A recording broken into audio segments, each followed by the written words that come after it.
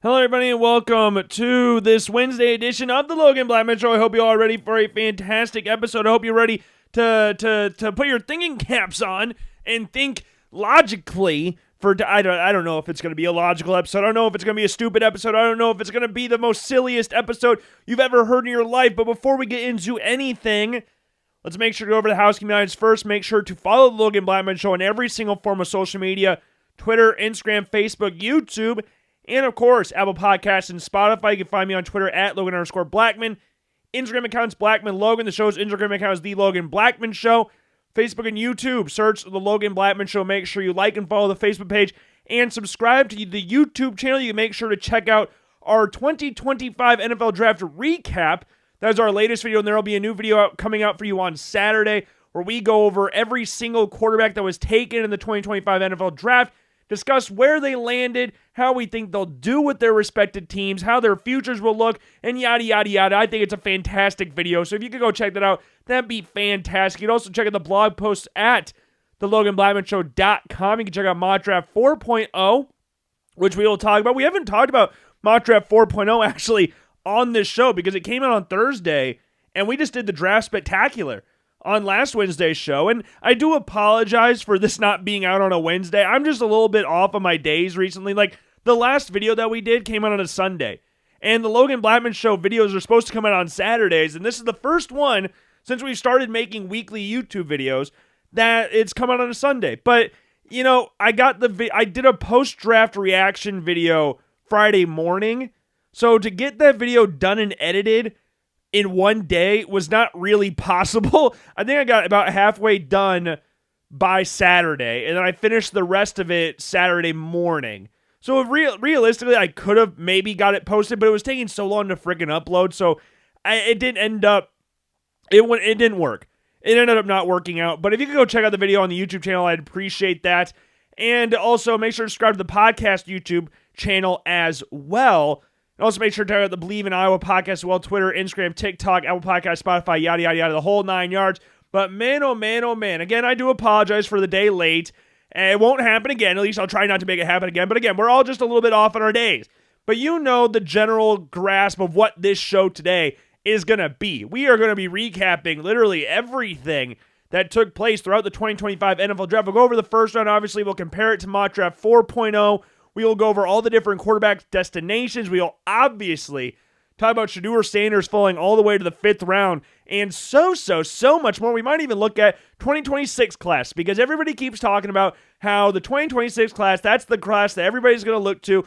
They're not going to take a quarterback this year. They're going to wait till next year to take their quarterback of the future, their hopeful quarterback of the future, and we will just have to wait and see on what ends up happening throughout the season because I think there's some good destinations for these rookie quarterbacks, even the ones that were taken a little bit later in the draft. I think they landed in some pretty good spots to where you could maybe see their potential flourish, but we'll talk about that obviously. But let's just go over round one really quick and compare it to what took place in Mock Draft 4.0. So just for clarification, or before we get started, I got 11 picks right in my mock draft. Out of 32, I got 11. And this is not just like, oh, you got them exactly right, like where you exactly picked them. No, I'm involving like if a team traded back into the first round and took a specific player, maybe not get the exact pick right, or if I just got the team and player matched up, but the spot that they took that might be a little bit different than what actually happened.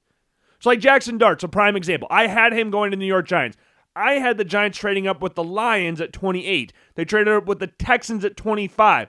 But since Jackson Dart wound up with the New York Giants, we're counting that. And every single mock draft that I look at where I'm comparing mine to theirs, I do the same thing. So this isn't just like I'm creating a new rule for myself to give me more picks. Like Daniel Jeremiah, if I remember correctly, because I did this right after the draft just for like a little ego boost. And I love Daniel Jeremiah. He's the best at what he does. He got 7. And it's the exact same parameters that I put in place. So it's not me just shifting the goalpost around, but I got 11 players, and I had 29 out of the possible 32 players taken, which is the exact same number that I got last year, if I remember correctly. I think I got 30 or 29 last year. The 3 players that I did not have, I'll give that a little bit spoiler. I did not have Amari and Hampton.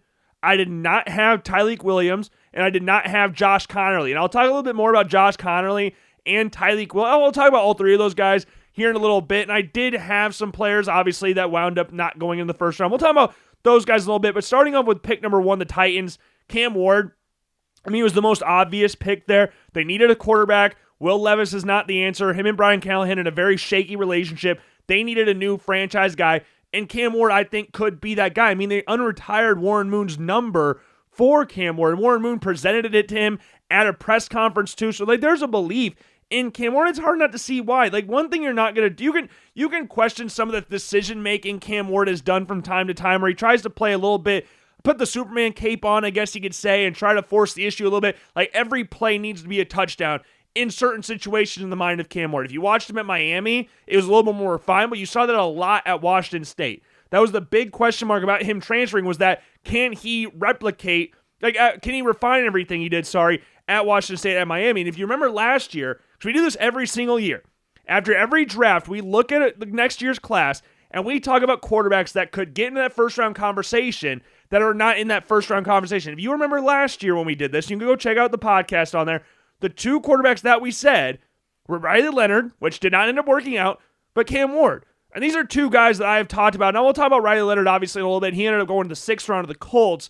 But Cam Ward's been someone on this show that I've talked about quite a bit. Even when he was at Incarnate Word, we talked about him. You can go find the blog post on the LoganBlackmanShow.com to find blog posts about when he was transferring from Incarnate Word to Washington State. He's the dude. And what I love about Cam Ward, again, you could question some of the decision-making that he does and not really be the biggest fan of him trying to score a touchdown every single play, which I think will get coached out of him. I think that will get coached out of him, but he can make plays. But Cam Ward you're not going to doubt his work ethic. You're not. This is a 0-star recruit coming out of high school. He ran a triple option offense. For those of you who don't know what a triple option offense is, let's just put it like this. You're running the ball about 90% of the time. Now, I don't know what his high school film was. I've never seen a clip of him playing in high school, but I know what offense he ran, and I know he was a 0-star recruit. He went to FCS level Incarnate Word, which are they're a team that's usually in and around the FCS playoffs every single year. They're not scaring national championships or anything, but they're in and around that playoff sphere, I guess you could say. Put up really good numbers there, transfer up to Washington State, which is an exciting move for them, because Cam Ward put up some pretty good numbers while in Incarnate Word, and you go to the high-powered offense of Washington State, we'll see what this dude can do. And he made numerous plays throughout his 2 years at Washington State. And then this past season transfers to Miami. And you're looking at this team with a quarterback that they actually trust, because they basically ran Tyler Van Dyke out of town. I say ran Tyler Van Dyke. Tyler Van Dyke kind of did that to himself as well, because he was going back and forth with the fans, which as a quarterback, you can never do. You can't do that as a player, but especially if you're the starting quarterback of your team, never go after the fans. Never do that. So he transferred to Wisconsin. That didn't work out. But Cam Ward, from a 0-star recruit, triple option offense quarterback in high school, to an All-American Heisman Trophy finalist, that's damn impressive. That's insane. Miami was a couple games away from going to the college football playoff. If they don't lose to Syracuse that final game of the regular season, they're in the playoff. I don't know if they win a single playoff game. I don't know if they beat SMU in the ACC championship game. I'd like to think they would have. But Cam Ward brought Miami to a respectable level. And there were numerous times throughout this last season where you look at games against Virginia Tech, you look at games against Cal, where they had to come back in those games. And Cam Ward was the main reason why they drove back in those games. Cam Ward's an awesome quarterback. He was my favorite quarterback in the class by a wide margin. If you look at some of the last 10 quarterbacks taken first overall, you have got Cam Ward, 0-star recruit, Caleb Williams, 5-star recruit. He's the number 7 player nationally, number 2 QB in the nation in 2020, which Cam Ward was a 2020 or 2021 for Caleb Williams. Cam Ward was 2020. Same draft class as Bryce Young, was a 5-star recruit, number 2 national player ranked in the country, number 1 quarterback, or dual threat quarterback in the country, And Bryce Young was another guy we talked about when he was coming out of high school. Because I remember he decommitted from USC and went down to Alabama, and that was during COVID. That was when COVID first kicked off. So we were doing the shows in the basement. That's when the podcast first started, was in the basement of my parents' house. And Bryce Young decommitting from USC to go to Alabama was one of the very first things we talked about. Because it was a live show. The Logan Blackman Show was a live show. For those of you who don't know, it was a live show. And then it turned into a podcast shout out to COVID. And that was one of the first things we talked about once I got back to my parents' house. But yeah, Bryce Young, 5-star. This is the last 10 first overall picks, not just quarterbacks, my bad. Travon Walker, 5-star recruit, number 3 D tackle, 22 rated player nationally. Trevor Lawrence, everybody knows him. I think the highest rated high school quarterback, high school football player of all time, 5-star recruit, number 1 national, number 1 pro, or number 1 quarterback. Joe Burrow was a 4-star recruit, number 295 nationally. He was number 8 rated dual threat quarterback. Kyler Murray, he was the number 1 ranked dual threat quarterback, number 34 ranked player nationally, 5-star recruit. Originally at Texas A&M, splitting reps with Kyle Allen, which is kind of crazy to think about, before going to Oklahoma, sit behind Baker, who was a 3-star recruit, 1,021st ranked player nationally, and the 42nd pro-style quarterback in the country. Then we have Myles Garrett, a 5-star recruit, and Jared Goff, who's a 4-star recruit coming out of high school. Cam Ward, again, 0-star recruit, not ranked nationally, not ranked as a quarterback, and he was the number 1 overall pick in the draft. So you're not going to question his work ethic in that. So if you can bet on anything at the next level, bet on work ethic. Because everybody wants to look for the next Josh Allen prospect, like Anthony Richardson, Trey Lance, all those types of guys. Like, who's this year's Josh Allen prospect? That's what everybody always talks about. But the thing that separates Josh Allen from the other quote-unquote raw prospects out there is his work ethic. You listen to Josh Allen talk about how he changed his mechanics throughout the process to get better, to work on his feet, the work ethic that Josh Allen put in to be where he is, to be the reigning MVP of the NFL. Like, if you can bet on anything from a quarterback, if you're picking in the first round, bet on their work ethic. And most of the time, I'm not going to say it's a perfect 100% success rate, but you might have yourself a very good quarterback on your hands. And Cam Ward, I don't want to say anything about him be like, he'll be an NFL Hall of Famer, he'll be a multi-time Super Bowl champion and all that stuff, he'll be a bust. I'm never going to call a player that just got drafted a bust. I'm not going to do that. So I'm excited to see what Cam Ward does in Tennessee. I'm intrigued to see where Will Levis goes. I saw some people talking about, like, oh, he's going to split reps with Will Levis. I don't think they unretired Warren Moon's number to have him split reps with a second-round draft pick. I really don't think they're doing that. I don't think so. I think Cam Ward's going to go out there, start week 1 for the Tennessee Titans. I could be wrong in that, but that's just what the feeling is right now. But second overall pick, the Jacksonville Jaguars. And funny, I put this in the description of the blog post. You can go and check it out on the LoganBlackmanShow.com. I put it in the description of the Cleveland Browns picks. I had them taking Travis Hunter. Travis Hunter went over second overall to the Jacksonville Jaguars. At the end of it, I said, what if Jacksonville trades up to number 2 for Travis Hunter? And that's what happened. You gave a first-round draft pick for Travis Hunter, sure. And the Browns got Mason Graham out of the deal, whose Mason Graham's draft stock was all over the frickin' board by the time the draft rolled around. He was that player where everybody talks about, like, oh, he could fall. Like, the beginning of the offseason or the beginning of the draft process, you're like, oh, he's a consensus top 5 player. One of the best overall players in this draft class. And then as the draft gets closer, he's the player that starts going, oh, well, he might fall a little bit further than expected. Like, he was not going number 5 overall the entire offseason, probably until about 2 weeks before the draft. And then question marks started to arise about, oh my God, his measurables aren't elite. Do you take a guy with those types of measurables with the 5th overall pick? Or a top 5 pick for that matter? Most teams wouldn't do that. Mason Graham's a damn good football player. I had him going 13th to the Dolphins because I bought into the stupid thing. And it sounded like the Jaguars weren't going to take a defensive lineman.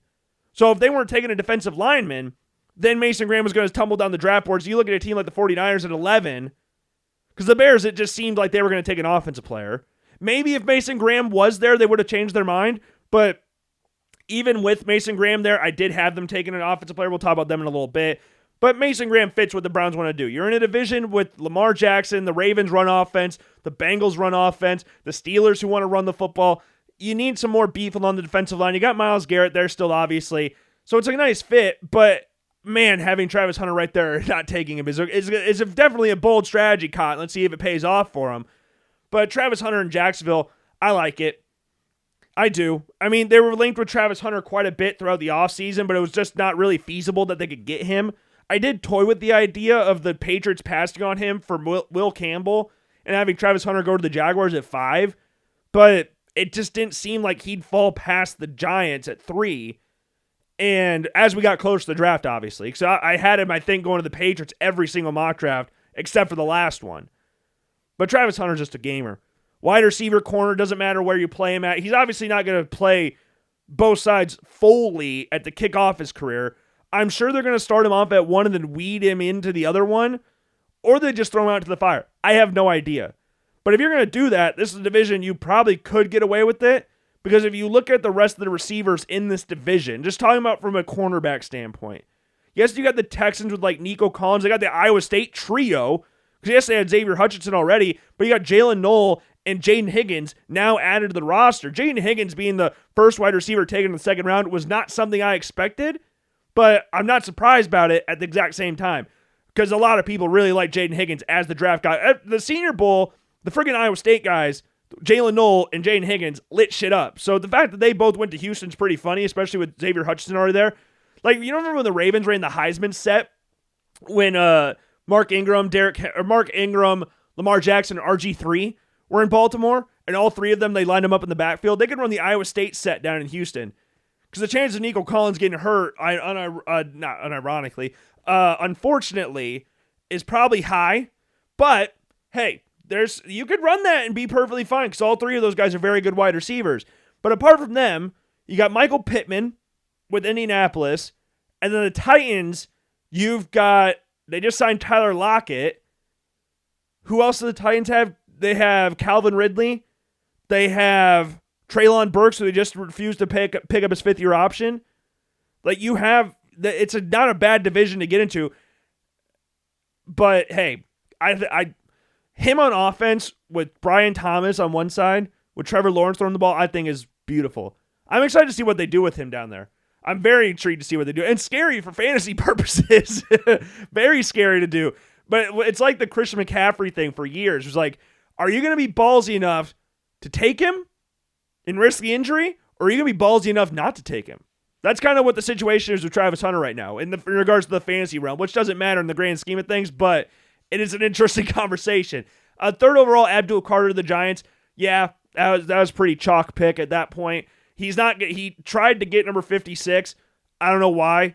I mean, if you're talking about like the greatest players in NFL history, Lawrence Taylor's top 3 all time, you're not going to get number 56.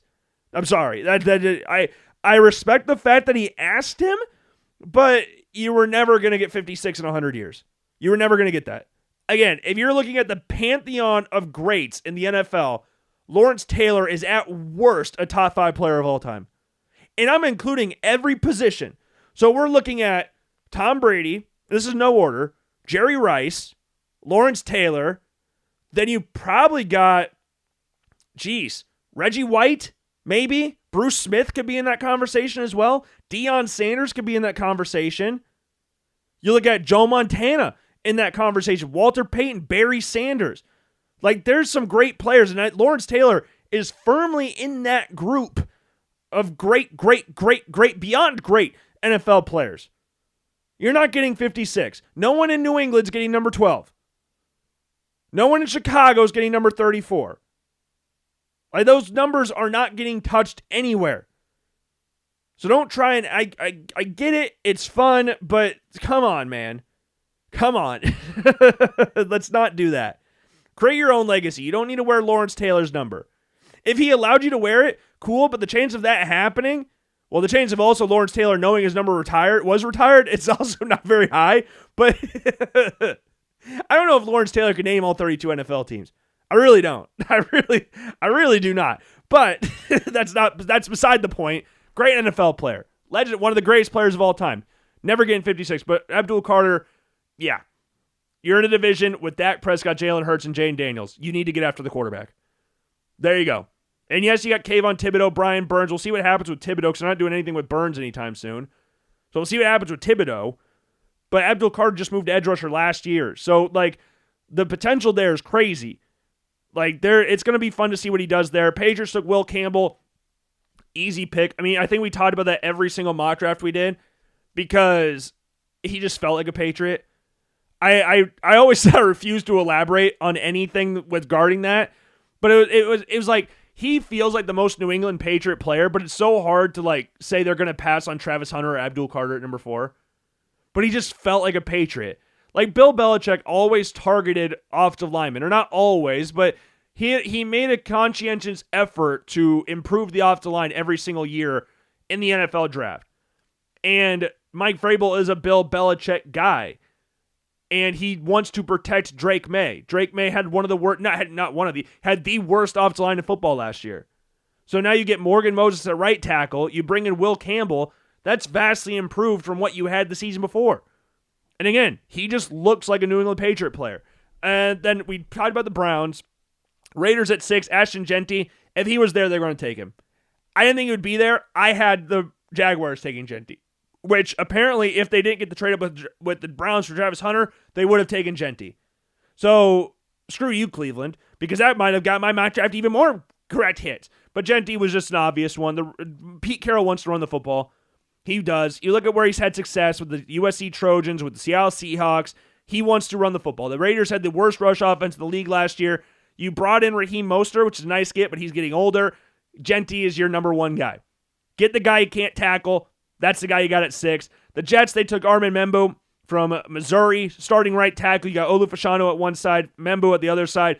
Got that pick right. I had the Raiders taking Kelvin Banks from Texas if Genty wasn't there. And again, that came out as we're like, okay, they would have taken Kelvin Banks if he was there. So maybe that would have been nice. But Armin Membu, they needed a right tackle. There were a lot of links with Tyler Warren. There were a lot of links with Jalen Walker, with Jahdae Barron. Like, there were a lot of links with a lot of different players, but their biggest, most glaring need was right tackle. Tyron Smith left. Morgan Moses went to the Patriots, signed on a 3-year deal. You needed that spot figured out. So both two teams that are direct rivals with the Bills drafted offensive linemen. Both the left and right tackles there. The Panthers, they took Teteroa McMillan, wide receiver from Arizona. This one hurt a little bit because everything I saw leading up to the draft said that the Panthers would take Teteroa McMillan at 8 if Jalen Walker wasn't there. So now that Jalen Walker was there, then Teteroa McMillan, I would assume, wasn't going to be the pick. I thought it'd be Jalen Walker, which is what I had in my mock draft, and they went with McMillan.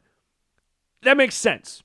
Because here's the thing. The Panthers they have needs on both sides of the ball, offense and defense. Your receiving room is Xavier Legette. You have Adam Thielen, just signed Hunter Renfrow. They need more weapons for Bryce Young, who had a very good second half of the season last year. They need more weapons for Bryce Young. Teteroa McMillan was pretty much the consensus number 1 receiver in the draft, unless you're including Travis Hunter in that conversation.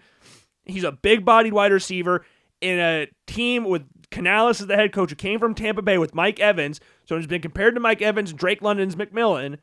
Bring him in. You give Bryce Young 2 very big-bodied wide receivers, 2 very big-bodied athletic wide receivers on the outside. You're doing good. They still need to improve the defense. I think Jalen Walker would have been a very nice pick here, especially with him being a North Carolina native. I thought that made a lot of sense, but so does McMillan. The Saints, they took Kelvin Banks at 9 from Texas, the offensive tackle. I am taking Mykel Williams, who ended up going 11th overall to the 49ers. Jalen Walker went to the Falcons at 15. But Kelvin Banks, it was like he's going to be the pick if he's there. But I didn't think he was going to be there. I thought he would go to 6 to the Raiders because Ashton Genty wasn't going to be there.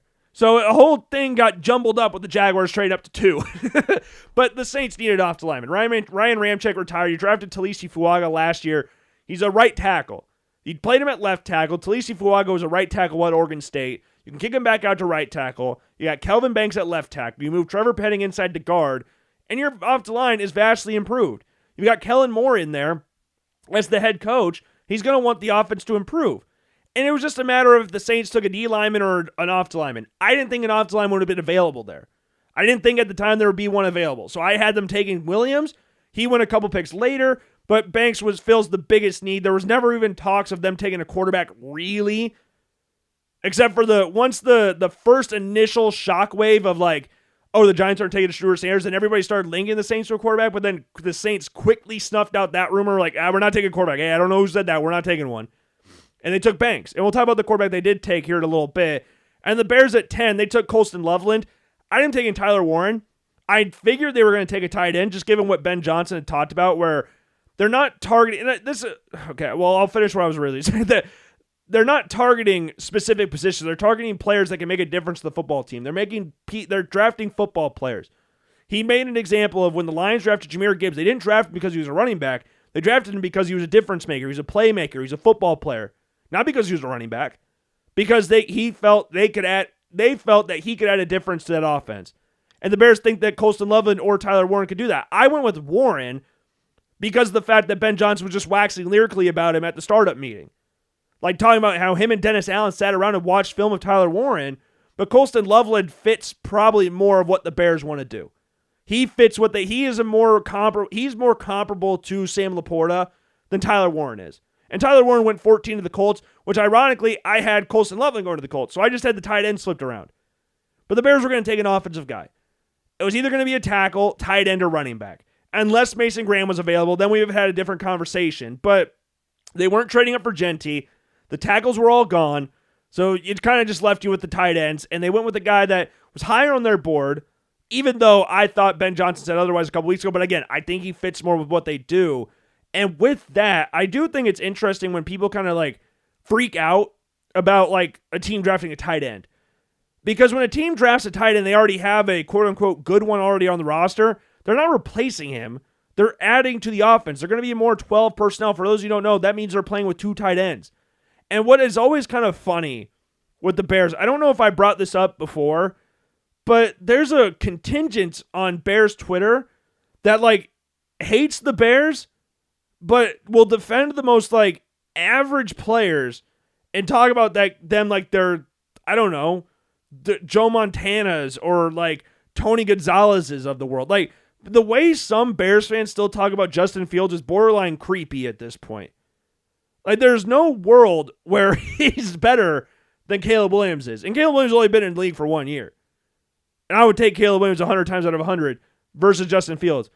But the way people were acting like this was like some indictment on Cole Kmet, who is fine, but we're not sitting here talking about Cole Kmet being a top 5 tight end in the NFL or even top 10 for that matter. It was the same thing when the Bills drafted Dalton Kincaid. Like Dawson Knox is a good tight end, but the Bills could add on to the offense. They're fine tight ends. They're fun locker room guys. The fans all loved them. But when the Bills drafted Dalton Kincaid, it was like, yeah, that makes sense. Dawson Knox is fine, but you can add on to the offense. That's what they're going to do with Colston Loveland. This isn't a benching of Cole Kmet. So the people bitching and moaning about how, oh my God, the Bears are replacing Cole Kmet. Why would you draft a tight end? We have Cole Kmet. No, that's not the point. It's not. You're not replacing him. It's like the Panthers when they drafted freaking Tedero McMillan. No one said, oh my God, they're replacing Xavier Legette. No, they're adding to the offense. You can run multiple sets with multiple tight ends in the NFL and football in general, not just in the NFL. I loved the pick. I think it's a very good pick. I think it's one of my favorite picks in the draft, honestly. Out of the top 10 picks, it's one of my favorite picks. I think he's a great fit for what the Bears do. And they got Luther Bird in the second round, filling that slot role.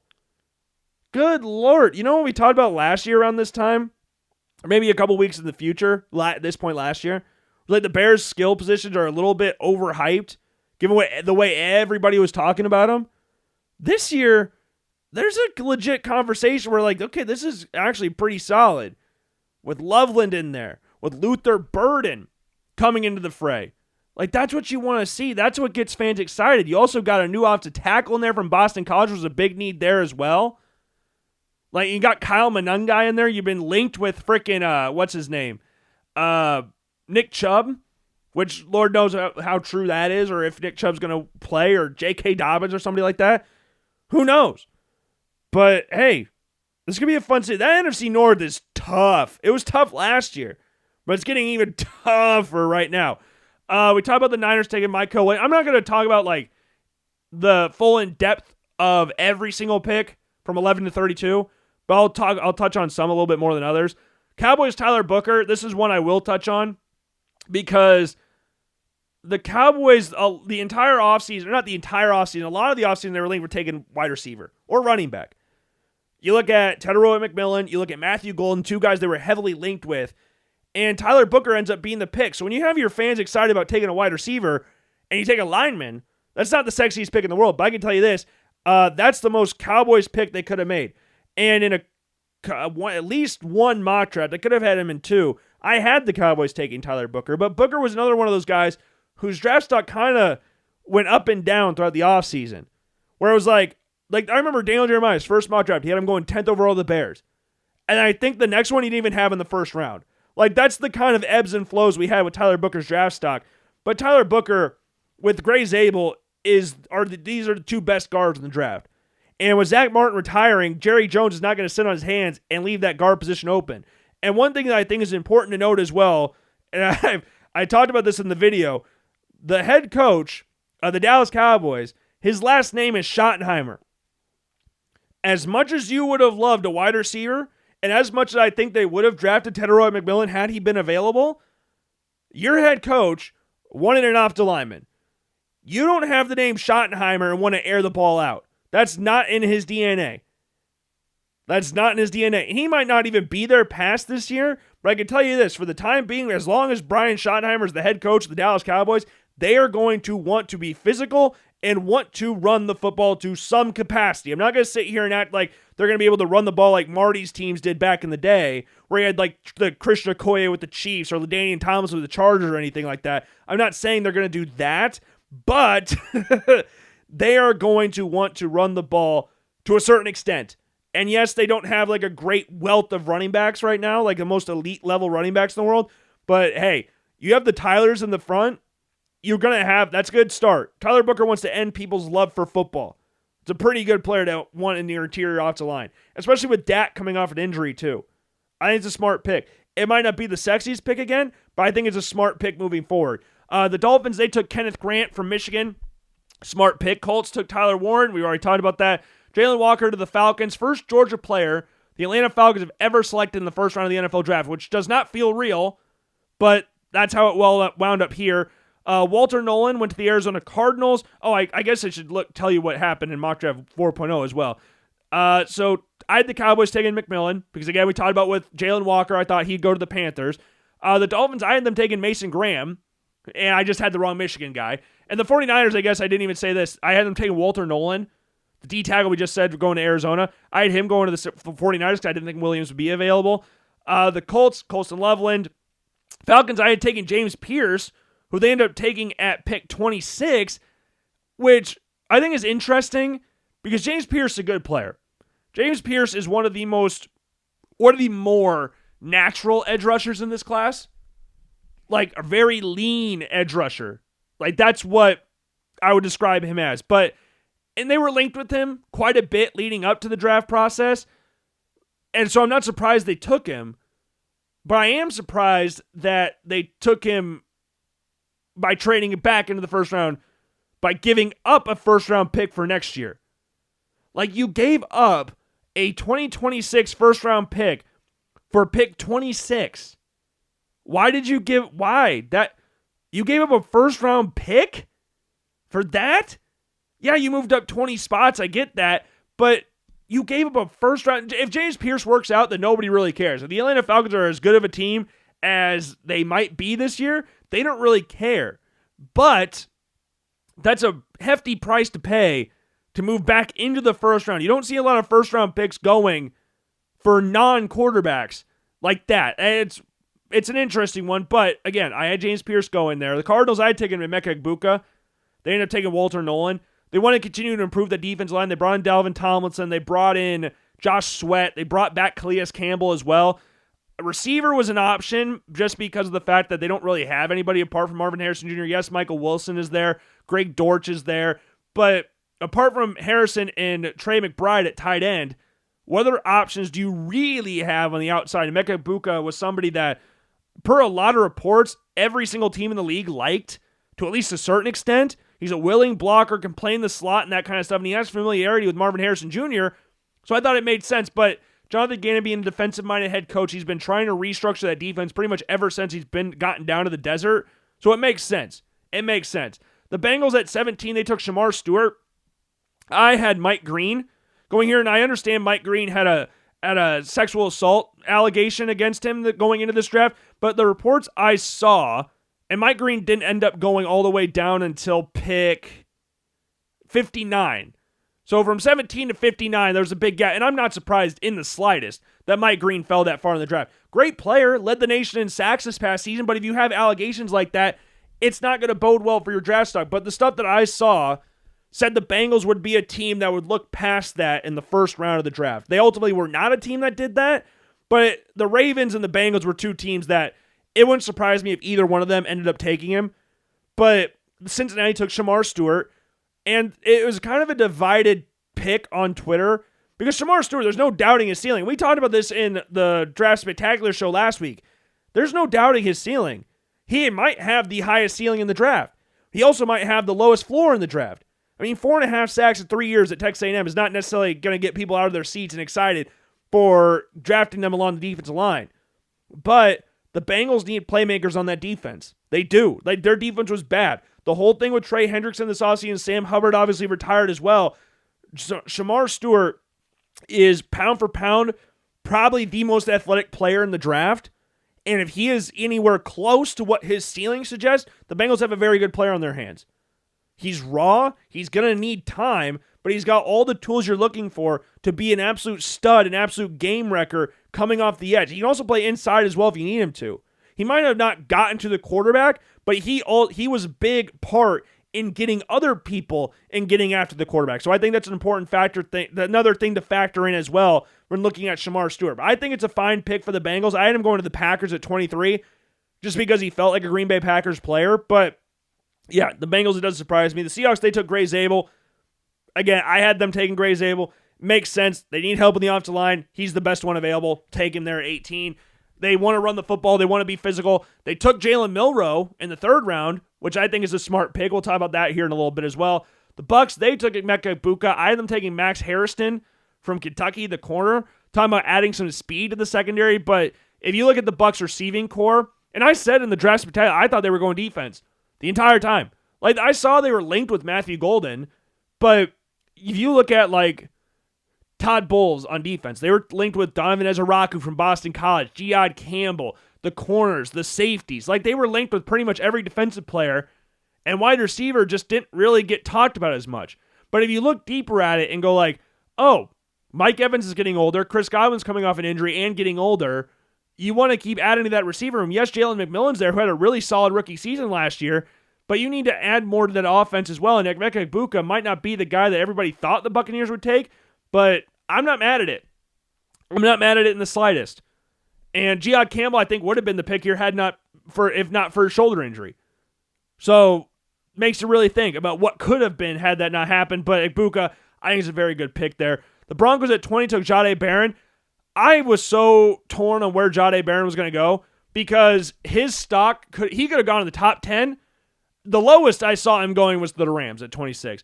I saw people talk about him going to the Bills, which would have been awesome, but I didn't really think that was realistic. I had him going to the Rams at 26 because they talked about needing a corner, but they ultimately traded in the 1st round. I didn't think the Broncos would take a corner. I really didn't. Jahdae Barron is a great football player, though. Great football player. Like, there were multiple teams I thought could take him. I had them taking Matthew Golden. They were linked with Travion Henderson. They were linked with Amari and Hampton. They were talking about taking one of the safeties. But Jahdae Barron was not... I didn't see one singular thing say the Broncos would take Jahdae Barron. I didn't. But if you're in a division with Justin Herbert, Patrick Mahomes, and now Geno Smith, it makes sense. It makes sense. The Steelers, they took Derek Harmon from Oregon. It's a very Steelers pick. It's a very, very Steelers pick. Every single mock draft that I saw leading up to the draft, because originally I had them taking Shedeur Sanders. Originally I did.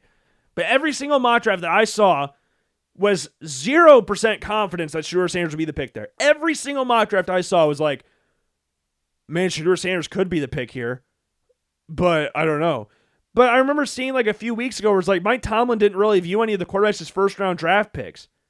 But now Shedeur Sanders available, then like, oh, maybe they could do that. But they were always taking defensive tackle. Ever since they got DK Metcalf, I should say. Because they were obviously linked with wide receivers as well. But they're also linked with a few running backs in there. But I've said this before. Mike Tomlin, out of all the coaches in the NFL, is one of the worst at tipping his hand on what he wants in the draft. If you go back to the Senior Bowl, what position group was he around more often than others? Defensive tackles. Like, he wanted a defensive tackle. Casey Hayward's getting older. Cam Hayward, is getting older. Larry Ogunjobi left for Buffalo this offseason. Shouted again for the 6-game suspension. They needed defensive line help. We brought it up with the Bengals before. Like, you look at that division with the Browns even. You look at the division with the Ravens, the Browns, the Bengals, who want to run the football to a certain extent, want to be physical at the line of scrimmage to a certain extent. Getting someone like Derek Harmon is a great pick. And quarterback, yes, was a massive question mark going for them, but they drafted Will Howard later. They're still linked with Aaron Rodgers. Like, There's some moves that they could be making in there, but Derek Harmon, I think, was the best player they could have taken there. And 22, the Chargers, Amari and Hampton. I thought they were taking Kenneth Grant almost the entire offseason. He felt like a LA Charger player. He felt like a Jim Harbaugh player. They took Hampton to pair with Najee Harris in the backfield. Not surprising at all. Packers took Matthew Golden from Texas for the first time since 2002. The Packers select a wide receiver in the first round. Josh Jacobs talked about the need for a true number one receiver in this offense. Christian Watson's always hurt. Romeo Doubs has been linked with trades damn near every single week since the midway part of last season. Both of them on the last years of their contracts. Like, get Jordan Love a legit number one option on the outside. Matthew Golden could be that guy. I hate the fact that he chose to wear number 22 for the time being. That's gross. So we'll see how that works out for him. But, hey, you know what? I think he's a good player. I had him, again, going to the Broncos at 20, so I didn't think he would be here. But, hey, Packers, the draft was in Green Bay. If there was any time to break the not drafting a wide receiver in the first round curse, it was this year. The Vikings, they took Donovan Jackson. I think that's the guy the Texans were wanting to take. I did see stuff that they were wanting Emeka Egbuka as well, but Donovan Jackson was a guy they were linked with. They needed to keep improving the offensive line. Maybe they weren't taking him at all. Maybe they were taking Egbuka, but I had them taking Donovan Jackson. And when the Vikings took him at 24, then the Texans traded out. I thought it was pretty coincidental. The Vikings were linked with corners, safeties, all those guys throughout the entire offseason. But as the draft approached, it was like, oh, wait, their starting quarterback tore his meniscus last year. You should probably keep improving the offensive line. Yes, you got Will Fries in, you got Ryan Kelly in, you've got O'Neal, you got Darrisaw, but the other guard spot, it's still there. And Donovan Jackson could slot right in there and be day one starter. I had Tyler Booker go in there, who's a teammate of J.J. McCarthy's in high school. But it was like, if you want to improve that team and get that offense firing on all cylinders again, getting an offensive lineman to protect J.J. McCarthy, I think is your best option there, despite all the needs on the other side of the ball as well. So, yeah, and there were obviously links with them trading back, so they only had 4 picks in the draft. But, hey, you needed to improve the offensive line. I think you did that with Donovan Jackson. The Giants at 25, they traded back in to take Jackson Dart. I had them taking Jackson Dart. I did not have Shedeur Sanders in my last mock draft. I didn't. For fit, Jackson Dart fits what Brian Dable wants to do a lot more than Shedeur Sanders does. It was kind of weird because if you were looking at the entire season, it was like, oh my God, the New York Giants love Shedeur Sanders. They love him. They're at every single Colorado game. But what if they were just scouting Travis Hunter the entire time? What if that's what they were doing? What if they were never looking at Shedeur Sanders, they were looking at Travis Hunter? And as it got close to the draft, and as the draft ended, it turns out Brian Dable was not a Shedeur Sanders guy. And apparently he absolutely flunked his meeting with the Giants. Apparently they commented on him not being prepared, and he did not really like that. I don't know how true that is, but that's the reports I've seen. Jackson Dart, I've been very up and down with throughout the course of this offseason, throughout the course of the season as well, because you get some insane statistical anomalies where it's like, oh my God, 515 yards passing. But then you get some weird ones where it's like 140. Like, there's never like a consistent theme with Jackson Dart. It's like, oh my God, we threw for a shit ton of yards. Oh my God, now we're back to normal. And we just never had the consistency there. Now, the Giants do have a pretty good room for him to grow in, with Russell Wilson being there, with Jameis Winston being there, 2 NFL veterans. I think it's a good place for him to go. I think he fits what they want to do. But I'm intrigued to see how he does overall at the next level because of my concerns that I raised. And that offense that he ran at Ole Miss is never an offense that I'm too thrilled about. I know the NFL is kind of going towards a little bit more college style of offenses with like RPOs and stuff like that. But it still is concerning at the next. But again, I'm intrigued to see what Jackson Dart does. I'm really intrigued to see what he does. The Falcons, we talked about them taking James Pierce. The Ravens took Malachi Starks. Obviously, the first thing they talked about this offseason was that they wanted a safety. They wanted to bring in a safety to free up Kyle Hamilton, to allow Kyle Hamilton to roam and do his free role, not free safety, but do his free role and have a deep lying safety and be Malachi Starks. That's what he'll do. Play him as the top of the triangle. That's what he'll be. He'll be the deepest player at all times. Malachi Stark's a freaking baller. Again, one of my favorite picks throughout the entire draft. Just a natural fit. Lions took Tyleik Williams. I had them trading out. They were linked with a lot of defensive tackles. I didn't think they'd be one available here. Tyleik Williams was linked with being a first-round draft pick, but I didn't really know how serious that would have been. I thought the Bills would be a team that would really look at him there in the first round. He obviously went to the Lions. They need help with the defensive line. Compares to Allie McNeil. Makes sense. The Commanders, they took Josh Connerly from Oregon. Continued to build on the offensive line. You brought in Laramie Tunsil from Houston. Get another guy in there to play the other tackle spot. Jane Daniels took a lot of sacks last year. Will get hit a lot because he's a running quarterback, so he'll just naturally get hit more. He's not the biggest guy in the world. He's pretty tall, but he's very thin. So you want to preserve him as much as possible, and securing up that offensive line is very smart. They were linked with a lot of corners. They were linked with a lot of edge rushers. But in the end, Jane Daniels is the franchise. Protect him at all costs, like we talked about the Vikings before. And they smartly took a tackle. Bills took Max Hairston from a Kentucky corner. I thought Will Johnson here originally. I had Donovan Ezaraku going to the Commanders at 29. I had Will Johnson going here. I thought the Bills would take a corner. I did end up going with that. They did take Landon Jackson. We talked about him a lot throughout the offseason. They took him in the third round. Traded up for TJ Sanders in the second round as well. I liked the Bills draft overall. I thought the Bills draft was awesome. Their main areas of concern were the defensive line and the secondary. They drafted 3 corners. They drafted a bunch of players on the defensive line. I think that's perfect for what they want to do. I loved it. I thought it was a great draft.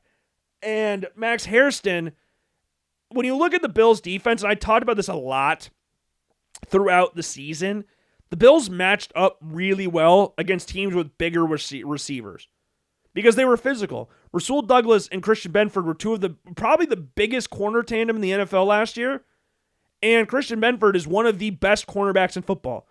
Like, I could make a very strong case that he's a top 5 corner in the league. I really could. If I really wanted to, I could make an argument for that.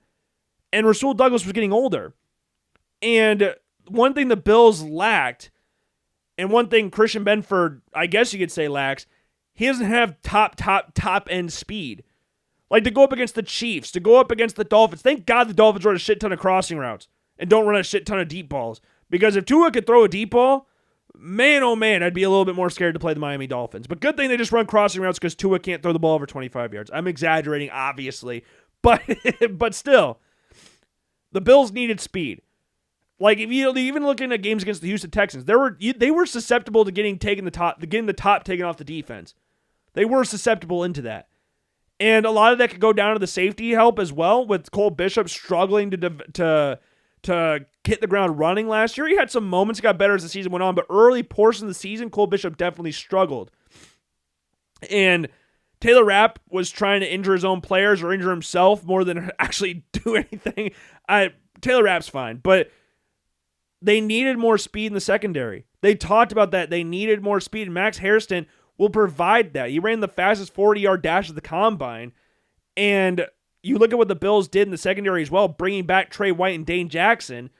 Adding Max Hairston makes a lot of sense now if you look at those signs. Will Johnson, I felt, fit what the Bills wanted to do last year, but if the Bills wanted to add more speed and get a direct compliment to Xavier Worthy from the Chiefs and not have Kyrie Elam back there tripping over his own feet and falling back 15 yards, they didn't need that.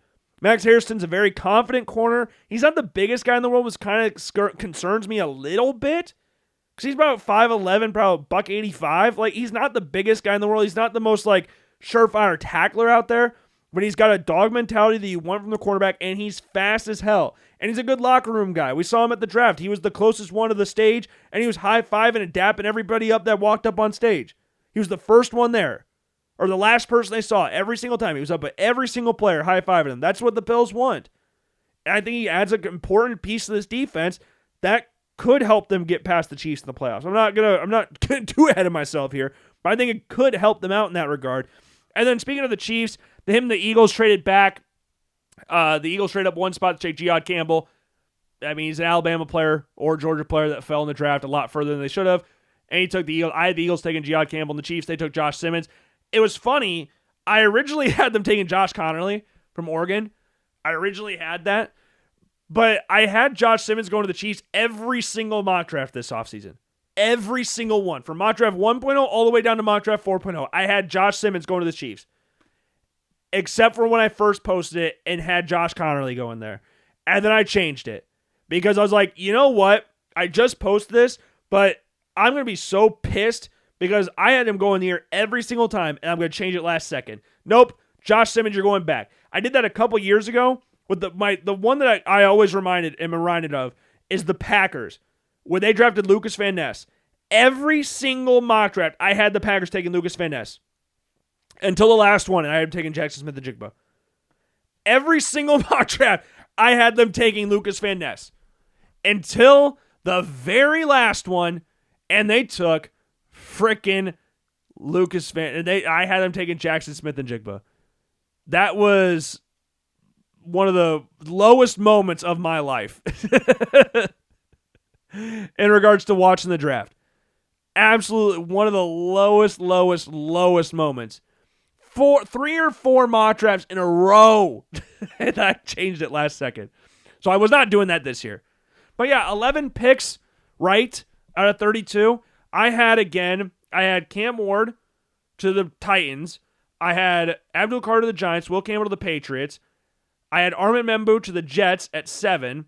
We got a little bit of a break here. Gray Zabel going to the Seahawks at 18. I had Derek Harmon to the Steelers. I had Jackson Dart to the Giants, James Pierce to the Falcons, Malachi Starks to the Ravens, Jihad Campbell to the Eagles, and Josh Simmons to the Chiefs. And I would have been 13 had it not been the Colts and Bears switch picks on me. And it could have been even more if the Jaguars didn't get their trade up with the Browns for Travis Hunter. Annoying as that is, but the draft went pretty fast, in my humble opinion. I thought it went by a lot faster than it did last year, but that's what you're going to get when there's no trades. That's just what's going to happen. But the main thing that I want to talk about now that we went through the entire first round is quarterbacks. Quarterback destinations. Again, I've got a video coming out for you on Saturday, so you can watch that on Saturday. Just make sure, again, you're subscribed to the YouTube channel. But the quarterback situation, we had Cam Ward again to the Titans at 1, Jackson Dart to the Giants at 25, Tyler Shuck to the Saints at 40, which didn't surprise me all in the slightest too much because the Saints needed the most ready-to-play guy in this draft because Derek Carr's shoulder injury. Tyler Shuck was probably that. Yes, Tyler Shuck is older. He's going to be 26 in September. Yes, he's got a few injuries in there. But Tyler Shuck is not... I keep seeing like Chris Winkie, Brandon Whedon thrown around. He's not those guys.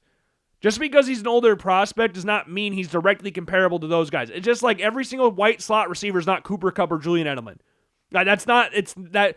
We got to get past that. We got to start moving past that and start thinking a little bit more critically in regards to this. And stop posting the G-dang video of Tyler Shuck throwing at the combine. That one throw. And everybody knows what I'm talking about. The sidearm throw where he misses across the middle of the field. Stop showing that. Why? People will base their entire opinions on that one throw and not watch anything that he did while he was at Louisville. That dude can make some ridiculous throws. Ridiculous throws. Yes, there's some head-scratching moments in there. The interception against Stanford's a prime example of that, where he lobs it, underhand lobs it into the defense. But he can make some ridiculous sidearm, body moving away throws. If he's actually given time and afforded time, and I think he could go into those seasons as the week 1 starter, because he's better than Spencer Rattler. If he is allowed that, I don't see no reason why he couldn't be the Saints' long-term starter. If he doesn't, then you've got Garrett Nussmeier next year, whose dad's the offensive coordinator of the Saints, or Arch Manning, who the guy he's named after was the last quarterback the Saints took in the first round of the draft. Archie Manning. There's a few options next year, but I like Tyler Shuck. I like that he's with the Saints. The Seahawks, they took Jalen Milroe at 92. This one's interesting because I think Jalen Milroe could actually play. Jalen Milroe is in regards to natural skill set, is my favorite quarterback in the draft by far. Just from natural skill set. He's got the best arm, and he's the most athletic and electrifying quarterback in this class. And I love Cam Ward. I like Riley Leonard a lot. But man, oh man, when everything's clicking for Jalen Milroe, He is unstoppable. We saw that in the Georgia game. He is unstoppable when everything's clicking. But when things start to slide a little bit, we look at the games against Oklahoma and Auburn, then you start looking at like, that's not great. But he can make some plays. He just needs time to develop and refine his craft. And what better place, in my humble opinion, than Seattle, whose head coach was in Baltimore with the guy that he gets compared to quite a bit in Lamar Jackson. First off, Lamar Jackson and Jalen Milroe are not the same football player. They're not. But Lamar Jackson's the fastest quarterback in the NFL. Jalen Milroe might be challenging him for that. Jalen Milroe is not the same player Lamar Jackson is by any stretch of the imagination. He's built like Jalen Hurts with an absolute hose attached to his arm. It's just super erratic. But if he can get that thing refined, then he can be dangerous. And in Seattle, yes, I know they signed Sam Darnold, but as I said a few times throughout the season, there's a lot of quarterbacks that have been one-season wonders. There have been a lot of them. And Seattle has a history, at least in the 21st century, of signing quarterbacks in free agency and having a third-round draft pick rookie take his job before week 1. And what I mean by that, Matt Flynn getting his chain snatched by Russell Wilson. And I know Matt Flynn was a 7th-round draft pick and was really coming off one game with the Packers, but Sam Darnold is coming off one season, and he's been in the league since 2018. So I don't want to sit here and say like, oh, Sam Darnold's got this thing unlocked. Jalen Milroe coming in definitely makes me shift my opinion about like Sam Darnold's overall job security. I'm not sitting here and saying like Jalen Milroe's got a 90% chance. No, it's a very low percentage. I'm going to go like 20% or something like that. I'm not saying like, oh my God, there's like a 50-50 chance Jalen Milroe takes Sam Darnold's job. I'm not saying that, but there is a chance. For the offense, Mike McDonald wants to run in Seattle. For the offense that they want to run, which is a run-first style of offense, Jalen Milroe could fit that. Sam Darnold, Sam Darnold could very well go out there and keep that job forever, and Jalen Milroe might be finding himself a new team in a few years. But if he's given opportunities and he's allowed to develop, they got a scary quarterback in the 3rd round. They got a scary one. I'm excited to see what he does. But the next pick, this is where it got interesting. This is where shit kind of hit the fan. Dillon Gabriel to the Browns. Shedeur Sanders didn't go all the way until pick 144. For perspective, Dillon Gabriel's picked with 94. Shedeur Sanders picked 50 picks after Dillon Gabriel. 50. Now, I'm not going to be like Mel Kiper and have a complete utter meltdown on this show in regards to, oh my God, Shedeur Sanders, how is he still available? There's a part of me that completely understands. I was surprised to see Dillon Gabriel. I wasn't surprised. I was shocked to see Dillon Gabriel go before Shedeur Sanders. But in the same exact breath, if you're picking a quarterback in the 3rd round or later, are you drafting them to be the savior of your franchise? There's you would love that to happen. Obviously, you would love that to happen. But you're not looking for guys that are going to go in and be week 1 stars. That's not realistic. Yes, the Seahawks got lucky with Russell Wilson in that regard. Yes, Dak Prescott started week 1 for the Cowboys, or started early in his career with the Cowboys, but that's because Tony Romo and Kellen Moore both got hurt. Like, you can have those guys. They're not like complete anomaly stories. Like, they're not complete like crazy lunatic stories. But most of the time, if you're getting a quarterback in the 3rd round, you're just wanting them to be on the roster for at least the time being. And if you're taking a quarterback to just be on the roster, who would you rather have, Dillon Gabriel or Shedeur Sanders? Based off the field stuff. On the field, Shedeur Sanders is a better quarterback than Dillon Gabriel. That's not the question here. But if you're drafting a backup quarterback, you want to minimize the amount of distractions that your team will have. And the Shedeur Sanders conversation about oh, Eli Manning did this. Why was he not chastised like Shedeur Sanders? Joe Burrow and Baker Mayfield were cocky people in college. Why did they not get scrutinized like Shedeur Sanders? First off, I hate when people do that, because let's not sit here and act like Baker Mayfield, Joe Burrow, and Eli Manning are on the same level, or Shedeur Sanders on the same level of those guys. Let's not do that. Let's not be silly here. Eli Manning was a generational prospect when he got drafted out of Ole Miss. Joe Burrow won a Heisman and a national championship, and Baker Mayfield won a Heisman. And was a finalist like 3 years in a row or something like that. Like, let's not sit here and act like they're even close to being comparable as prospects. Let's not do that. That's where it gets kind of like annoying, where it's like, okay, we're doing a little too much here. Shedeur Sanders should not have been available in the 5th round, obviously. But when he started getting talked about not being in the 1st round, I wasn't shocked by that. I thought he would have been the Browns' first pick in the 2nd round. That's what my initial thought process would have been. And if not that pick, then the second pick the Browns had in the 2nd round, because they got the pick from the Jacksonville Jaguars when they traded up for 5-2. But if you look at highly polarizing quarterbacks that have been drafted, that divide opinions, i.e. Johnny Manziel and Tim Tebow, when they got drafted by 2 teams who traded up to get them, stupidly traded up to get them, the entire team, the entire quarterback room revolved around them. And neither one of them, they're both legendary college quarterbacks. 2 of the greatest college quarterbacks of all time. You can make an argument they're both top 10 college quarterbacks of all time. But to what they were as NFL prospects and as players in the NFL, the amount of attention they were getting did not warrant their play versus the attention they were getting was not normal. Like the amount of shit Brian Hoyer in Cleveland and Kyle Orton in Denver got from people wanting to watch Johnny Manziel and Tim Tebow play was astronomical and way too big of a headache given the lack of talent that they had at the next level.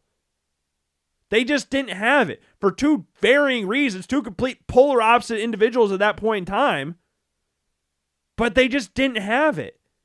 So if you're drafting a quarterback at that point, would you rather have the guy that has been in college for a while, 24 years old, so he's a little older, has been at 3 different programs, in UCF, Oklahoma, and Oregon, has won everywhere he's been, has been in multiple systems, there's nothing you could throw at him to flack him. Yes, he's 5'11". Yes, he's left-handed. Yes, he's a little bit older. But you have no distraction there. Shedeur Sanders comes in, and instantly everybody's going to start talking about him. The entire draft was dominated by talking about Shedeur Sanders, and he didn't get taken until the 5th round. The entire draft was talking about that. Like, if you're looking at the quarterbacks that were taken in front of him, apart from Dylan Gabriel, if you're looking at the quarterbacks that were taken in front of him, I can perfectly understand on talent why they got drafted before him. Or not talent, but tools that they have. I completely understand that. Cam Ward's far and away the best quarterback in this class. We've known that. Tyler Shuck is older, but Tyler Shuck can make a lot of ridiculous throws on the field. He can do the drop throws. He can roll out to his left and make those throws across his body. Like, he can make all of those throws. He's decently mobile. He's played more under center than a lot of these other quarterbacks in this draft class, which is what these NFL coaches want. You look at Jackson Dart. Yes, he's erratic. Yes, he tries to run over 300-pound defensive linemen, but he can make every single throw on the field. He's got a really solid arm, and he's a good athlete. He's very erratic, again, but that ceiling is there that you look at and go, I could do something with that. And Jalen Milroe, the best arm, the most athletic quarterback in this draft class. Like, I can sit there and hear people justify why those guys went in front of him, and I completely understand it. That's just to do what happened on the football field. Shedeur Sanders, as good as he is, he does not really possess any real elite level traits.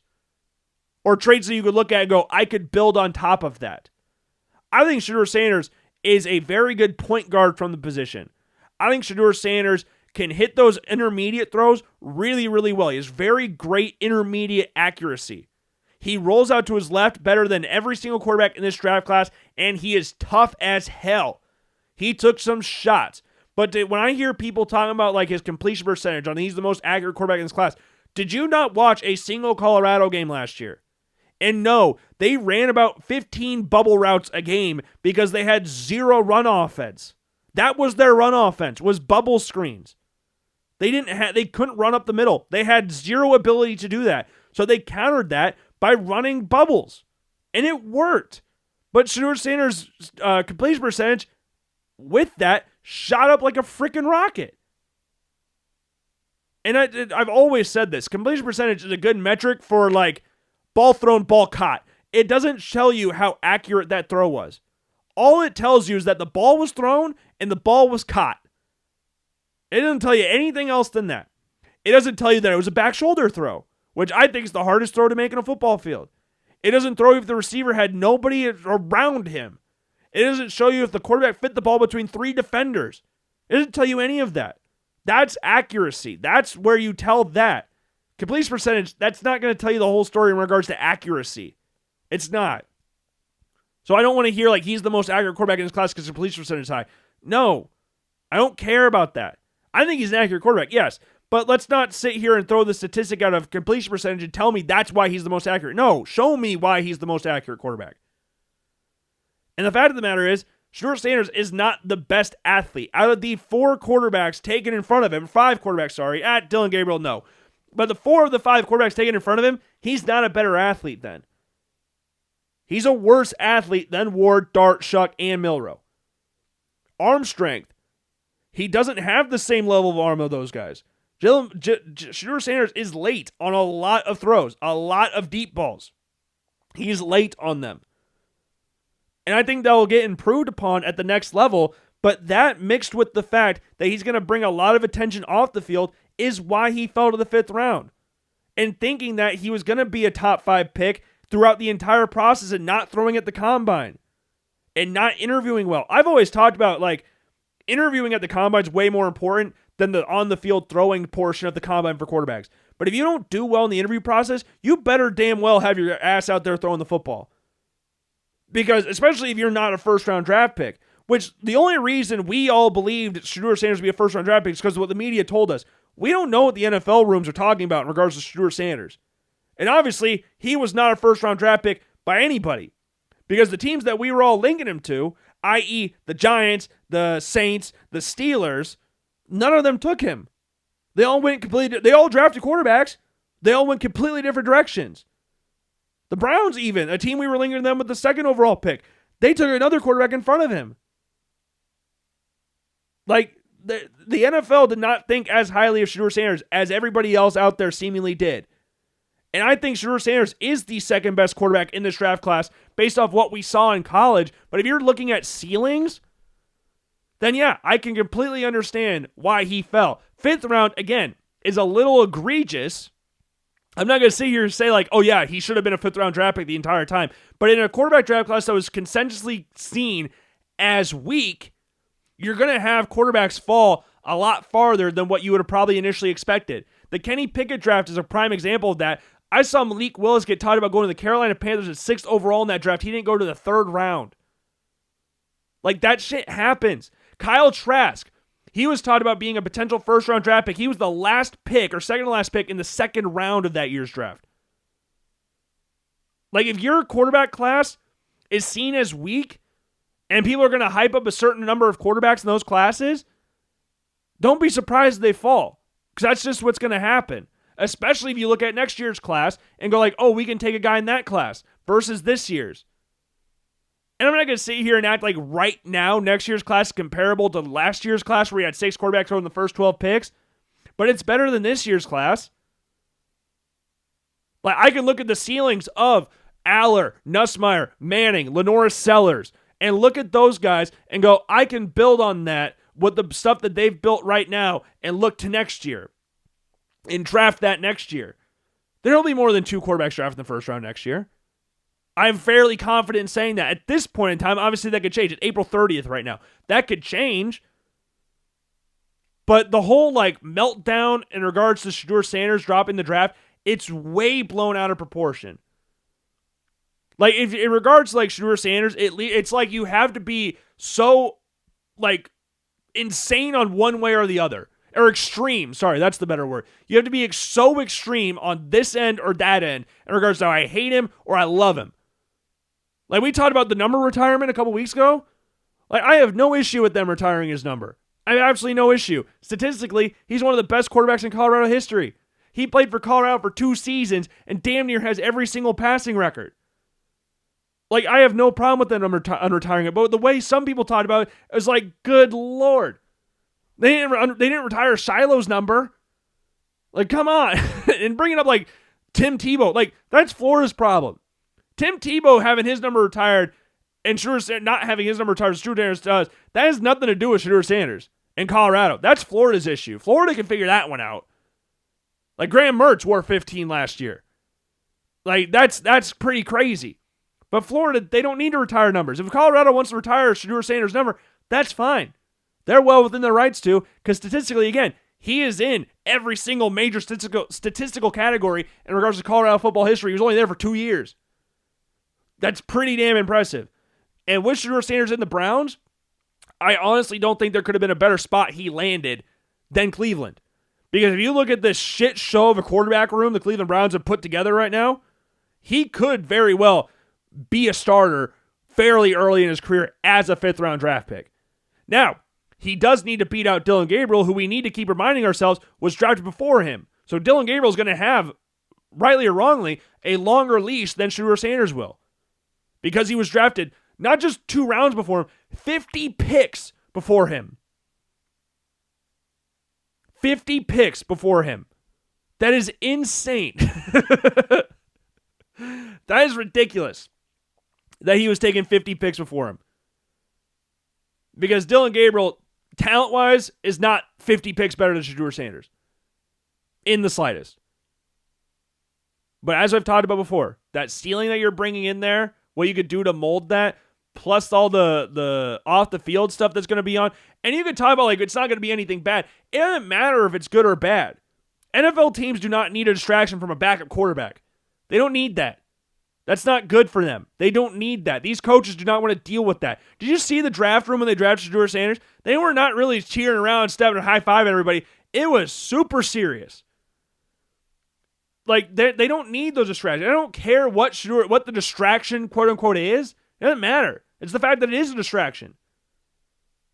Because there's going to be people on that game that want to see Shedeur Sanders. The social media feeds for the Cleveland Browns are going to be dominated by Shedeur Sanders. That is what it's going to be. So if they took Dillon Gabriel in front of him, because of that and that alone, I completely understand it. But again, Dillon Gabriel is not a better quarterback than Shedeur Sanders. He's not. And I like Dillon Gabriel to a certain extent, but I don't know. I think Shedeur Sanders, I think he fits what Kevin Stefanski wants to do. I think he can fit that to a T. I think that's the offense he can work really, really, really well in. And you look again, their quarterback room is Deshaun Watson, Joe Flacco, Kenny Pickett, Dillon Gabriel, and Shedeur Sanders. To be honest, Dillon Gabriel could start week 1 too. It wouldn't surprise me. That quarterback room is a dumpster fire. And that's why they doubled down on quarterbacks. But like I said before, with like Russell Wilson in Seattle, getting drafted in the 5th round does not mean you're not going to start right away. You can. It's not easy, but you can. There is a pathway there. Like Kirk Cousins, eventually, he didn't start right away in Washington, but he eventually took the starting job from a guy that the team drafted 2nd overall, traded up to get 2nd overall. And he took the job and won it. And he's still in the NFL, and RG3 is doing he's not on ESPN anymore. I don't know what he's doing now, but it's not impossible. It's not impossible. So we'll have to wait and see. But number 6, and then we had a run on quarterbacks. We had 5 quarterbacks taken in the 6th round. Starting with Kyle McCord in Philadelphia. He's from Philly. He led the nation in passing yards last year. I just don't feel this is a fit. They were linked with taking Shedeur Sanders, but I don't understand it. I don't think he fits what they want to do. He's a gunslinging quarterback, and they're the Eagles' quarterback room is so odd. It's Jalen Hurts, Dorian Thompson-Robinson, Tanner McKee, and Kyle McCord. And Kyle McCord's a decent athlete. He's not a great athlete. He's not a meat statue by any stretch of the imagination, but he's not Jalen Hurts either. I don't know. He's a good quarterback, but Philadelphia was not a spot I thought he would go. I really didn't. Will Howard going to Pittsburgh, that one doesn't surprise me in the slightest. Will Howard's another guy. I wouldn't be shocked if we saw start a decent amount of games this year. Yes, they're still being linked with Aaron Rodgers. Lord knows when that situation's going to get figured out. But Will Howard, I think he fits what the Pittsburgh Steelers want to do with Arthur Smith as the OC, Mike Tomlin obviously as the head coach. Will Howard feels like a Pittsburgh Steelers quarterback. He just does. And he wanted to be drafted by the Steelers. I thought he would either go to the Raiders or the Steelers because they had Chip Kelly over there with the Raiders. Obviously, he wouldn't start right away there for the Steelers, or for the Raiders, sorry. But Will Howard and the Steelers, yeah, he could definitely make some noise early there. Definitely could. But I would bet Mason Rudolph starts. Mike Tomlin's not really a big, from all things I can tell, very big rookie guy. So, yeah, I wouldn't. It's going to probably be Mason Rudolph to kick things off, but unless Aaron Rodgers signs. But Will Howard, I'm not going to rule that out. The Colts taking Riley Leonard at pick 189. It's a combination of Anthony Richardson and Daniel Jones. That's Riley Leonard. I saw that on Twitter the other day, and I agree 100%. This Colts room is interesting. And Riley Leonard fits what this room is. I mean, the Colts are very consistent on what they want from a quarterback. Like, mobile, decent arm, frustrating. That's what they want. That's their quarterbacks. I love Riley Leonard. I really like Riley Leonard. I think he's got a lot of potential. He just needs to realize it. He's just really raw. I think that's the best thing I could describe him as. He's just really raw. And if he's afforded an opportunity in Indianapolis, maybe he takes the job. But I have a hard time at this point. I mean, the two quarterbacks in front of him are a 4th overall pick and a 6th overall pick. So I highly doubt that he's going to play right away or at any point throughout this season. But crazier things have happened. Daniel Jones and Anthony Richardson have both proven they're not the most durable guys in the NFL. So, hey, maybe he goes in there and takes a job one day. But I like the fit for Riley Leonard in Indianapolis, but it's not a place where he's going to go and play right away. Same thing goes for Graham Mertz. Went 197 to the Texans. I was kind of surprised Graham Mertz went this early. I'm not surprised he got drafted. He's a good athlete. And good athletes at the quarterback position do get drafted. But the problem is, he only played 5 games last year. He battled concussion. He tore his ACL against Tennessee. He played 5 games. And he split reps with DJ Lagway, which is out of his control. But it did kind of surprise me there that they took him at pick 197. But good player. It's just an interesting one. He's obviously never going to play unless CJ Stroud gets hurt. But I do think he's a good backup option. I do like the pick for them. Then the last two quarterbacks, we had Curtis Rourke going to the 49ers. Cam Miller. We had Tommy Mellott going to the Raiders and Cam Miller going to the Raiders. So we have two FCS quarterbacks going to the Raiders, but Mellott will move to wide receiver. He had a 41-inch vertical at his pro day. He's 5'11", ran for 1,000 yards last year. He's going to move to wide receiver. He'll be Julian Edelman. I mean, Tom Brady's the co-owner of the Raiders. There's Julian Edelman. And Cam Miller, just one of the most experienced quarterbacks of the draft. 57 starts under his belt at North Dakota State. 67 games, I believe he played at North Dakota State as well. Yeah. Two FCS quarterbacks played in the national championship game. Tom Brady likes winners. Take a winner in the 6th round. And Cam Miller won a couple national championships. One as a starter. But, yeah, I like Cam Miller. And then we had Curtis Rourke going pick 227 to the Niners. He fits the Niners. He's going to put the ball where Kyle Shanahan wants him to with accuracy and timing. Great back shoulder thrower as well. Bigger quarterback, obviously, 6'5", not the most mobile guy in the world, but can hit every single throw on the football field. So I like it. And then Quinn Ewers, the last quarterback taken, pick 231. How many people had that on their bingo cards going into the draft? 231. You know me, I've never been the biggest Quinn Ewers fan.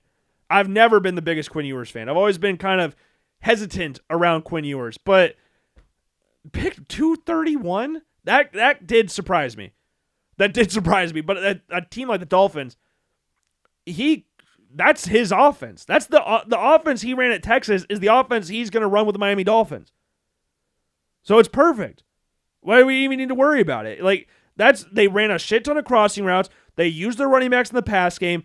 They want to get the ball out quick. Their quarterbacks aren't really needing to get the ball out with throwing straight. They aren't really required to zip the ball into tight windows or throw the deep ball a shit ton. No, they need to run crossing routes and time things up really well. That's the exact same offense the Texas ran, and that's what the Dolphins run.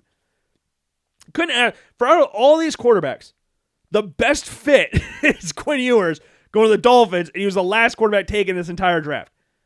The best fit out of every single quarterback here was Quinn Ewers going to the Dolphins. And maybe Jalen Milroe going to the Seahawks. That I think that's kind of funny. But to go for the number 1 rated quarterback in the country, 100 rated recruit coming out of high school, to last quarterback taken to the draft, pick 231. That's pretty crazy. That is pretty crazy. But again, he fits what they want to do. And Tua and Zach Wilson are the quarterbacks there right now. There is a very solid chance he could play. Hell, Skylar Thompson started a playoff game against the Bills. Anything is possible. Like, you could do it. And it wouldn't surprise me in the slightest. And then 2 quarterbacks that I had in my top 15 quarterbacks that didn't get it taken, Seth Hennigan and Max Brosmer. Brosmer signed with the Vikings. Hennigan signed with the Jaguars. Yeah. Crazy. I liked where most of these quarterbacks ended up. And they're very predictable where they ended up, except for Kyle McCord and the Eagles. Graham Mertz felt more like an Eagles quarterback than Kyle McCord.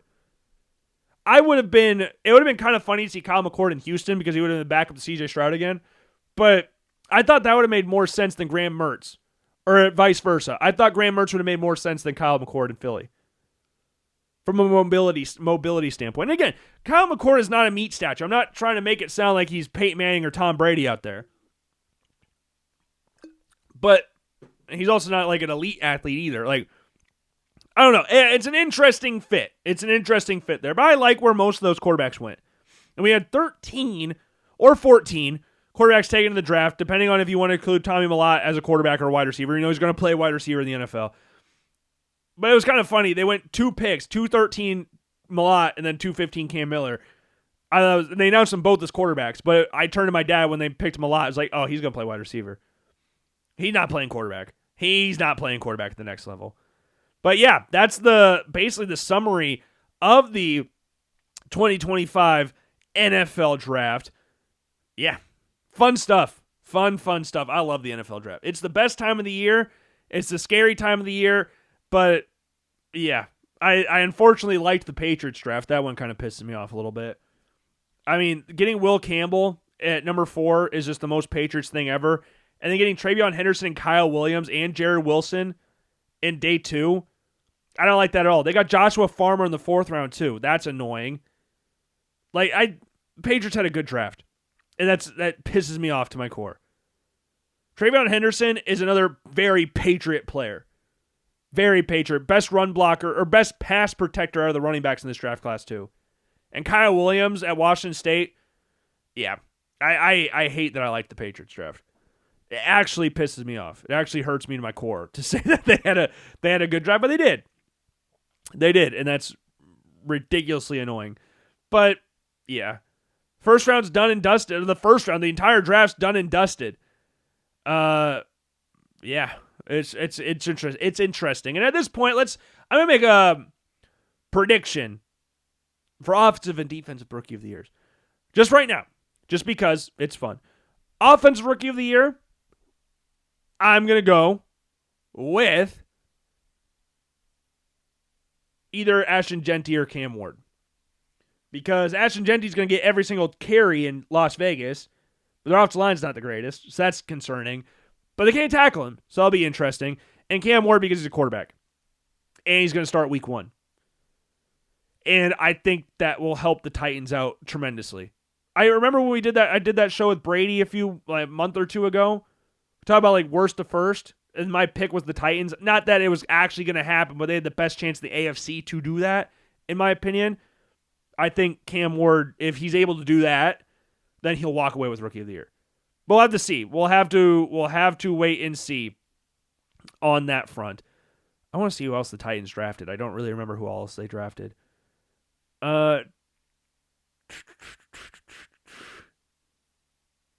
is this? This is all jacked up. Kale Mullings, they got Chimere DK. I forgot they got Alec Alamanor, from Stanford. Had pretty good success against Travis Hunter when he was at Arizona, or at Stanford, Put up 200 yards up. Gunnar Helm from Texas at tight ends, I think is a very good fit. They had a very good 4th round in regards to getting weapons. Kale Mullings in the 6th round's nice.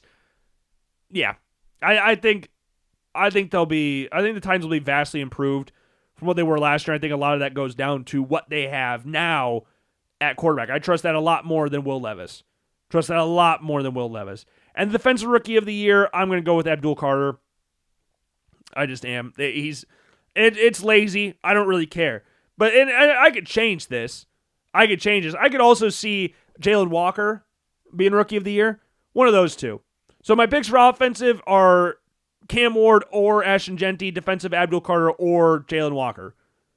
And we're at April 30th, so it's obviously going to change at some point. But as right now, that's going to be my picks for that at that point in time.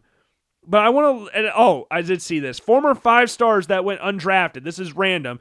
DJ Uiagalelei signed with the Chargers, 5-star recruit. Remember that game against Notre Dame when Trevor Lawrence had COVID but was still standing on the sideline? Remember that game? And DJ U was like, oh my God, this guy's going to be so awesome, and he sucked ass after that. I got benched for Cade Klubnik. At Clemson, Cade Klubnik's going to be one of the top quarterbacks taken in next year's draft. At this point in time, obviously that's subject to change. But, yeah. Oh, next year's class is going to be interesting. Very interesting class. Like, they've already released odds for who's going to be the number 1 overall pick next year. And Arch Manning is the favorite, followed by Drew Allar, Garrett Nussmeier, Cade Klubnik. And then Carson Beck is in that conversation. Lenore Sellers, Jane Maeva from USC. Interesting one. Miller Moss is also in that conversation. Those are the top for the quarterbacks in that conversation. But next year's class is just so interesting because Arch Manning is going to be considered one of the top prospects in the draft, obviously. And we've seen his potential flash while he's at Texas. We've seen it. Like, that's not just some, like, random, oh my God, he's just Manning. No, we saw him ball out in the minimal time that we saw him. Like, okay, he's making plays. He's got a little sauce to him as well. And Manning with sauce is very, very scary. He can make a lot of really big run plays. And in the Steve Sarkisian offense, I'm excited to see what he does. They ran Quinn Ewers out of town because they were like, hey, dude, get out. We have Arch Manning here. Get the hell out of here. Transfer, I don't care. Transfer, go to the draft, doesn't matter. Just don't let the door hit you on the way out. Get the hell out. And he went to the draft. So we'll see how he does in the Miami Dolphins. But if I had to guess right now, out of the quarterbacks, Arch Manning's going to have some serious pull. But Nussmeier or Allar are my 2 favorite quarterbacks next year. And you would know that if you listen to the show throughout the college football season, how much I like Garrett Nussmeier and Drew Allar. Where Drew Allar, I think, is a victim of box score watching. I think he's a very big victim of box score watching. And what I mean by that is that people look at his numbers and go, oh, he went 14 of 20 for $170 or something like that. Oh my God, he sucks. That's not how this works. It's not how scouting works. It's not how watching quarterbacks work. Because every quarterback and every team, every system is different. So some quarterbacks' numbers are going to be a lot more ridiculous than other quarterbacks' numbers. Like, I had J.J. McCarthy in my quarterback 4 going into last year's draft class, and his numbers were nowhere near like Bo Nix or Michael Penix Jr.'s numbers. And I'll stand on that. Even if we have not seen J.J. McCarthy play one singular regular season NFL game yet. We have seen him play part of a preseason game. And he looked good in that part of a preseason game, but we haven't seen him in actually NFL action yet. But J.J. McCarthy, some of the throws he was making well at Michigan were ridiculous. And when you're asking a quarterback to hand the ball off 1,000 times, and then when you need him to throw, actually have him deliver, that's damn impressive. That's one of the hardest things to do. Try to find a rhythm when you haven't been throwing the entire game. That's damn hard. And J.J. McCarthy did that with consistency and made big time throws for Michigan as they went on to win the national championship game. And J.J. McCarthy, I said this earlier in the process, J.J. McCarthy would have been the first overall pick this year's draft had he come out. Had he stayed back and instead of coming out of Michigan last year and he stayed back in college, he would have been the first overall pick this year. That's how talented of a quarterback J.J. McCarthy is. Arm talent, athletic ability, toughness, NFL style of offense, being able to find a rhythm when there was none there to begin with. That's what you want to see from your quarterback. And I hope he does well. I'm rooting for him extremely hard in Minnesota. I'm rooting for him. And the Vikings got a very good system around him right now. Kevin O'Connell's there. Josh McCown's still there, I believe. There's part of me that thinks he left, but I can't remember. He rebuilt the offensive line. You got Justin Jefferson, Jordan Addison, Aaron Jones re-signed, TJ Hawkinson's still there. Like, you've got a good support system for J.J. McCarthy right now.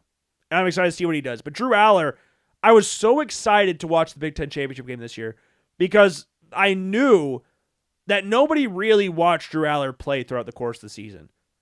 No one really did. Because every single time I would see someone tweet about Drew Allar, it was like, oh my God, this dude sucks.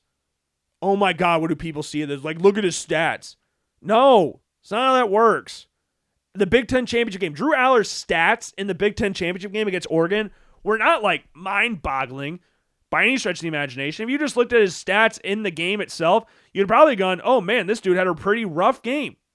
Like Drew Allar, I'm trying to pull up his stats real quick for what he did in the Big Ten championship game. Drew Allar went 20 of 39, 226, 3 touchdowns, 2 picks. Also had a rushing touchdown, 54 rushing yards. Like if you just looked at those numbers and looked at them in a vacuum, you'd go, oh, those aren't very good numbers. But you watch the game and see some of the ridiculous throws he was making, some of the off-platform throws he was making, some of the throws he was making with defenders draped all around him, you could go, wow, that's a guy that could be the first overall pick in the draft class. Now, again, he needs to find some sort of consistency, but overall, his skill set, and when he's doing that, you saw some of the throws he was making against Boise State. 3 touchdowns in that game. SMU, he didn't have the greatest game of all time, but the defense pretty much won the game for them on that one. I think they had back-to-back drives with pick sixes or something like that. I can't remember. Notre Dame, he struggled. That stupid, I don't know what, the cross-field thing he did at the end of the game to try and keep the play alive, or he just chucked it out of bounds. That wasn't great, but Drew Allar's insanely talented. When everything's lined up, there is not a singular throw on the field he cannot make.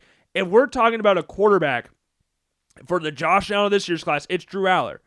Drew Allar is an absolute behemoth of an individual, 6'5", 240 pounds. He's not like a plus athlete, but he can make some big gains on the ground when required to. He can make some very big gains for you.